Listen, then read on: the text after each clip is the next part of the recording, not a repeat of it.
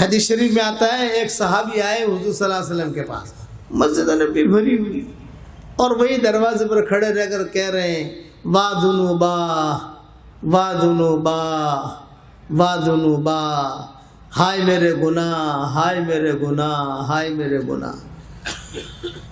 تو حضور صلی اللہ علیہ وسلم نے وہیں بیٹھے بیٹھے پوچھا کہ آپ کے گناہ کیا ہے، یعنی کیا گناہ ہے آپ؟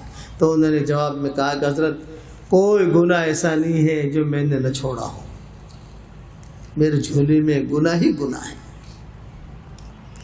اب تو حضور صلی اللہ علیہ وسلم نے فرمایا کہ پڑھو، حضور نے پڑھوایا کہ اللہم مغفرتک اوسع من ذنوبی، پڑھو آپ بھی میرے ساتھ پڑھو، اللہم مغفرتک اوسع من ذنوبی ورحمتک ارجع عندی من عملی، اللہم مغفرتک اوسع من ذنوبی ورحمتک ارجع عندی من عملی، اللہم مغفرتک اوسع من ذنوبی ورحمتک ارجع عندی من عملی۔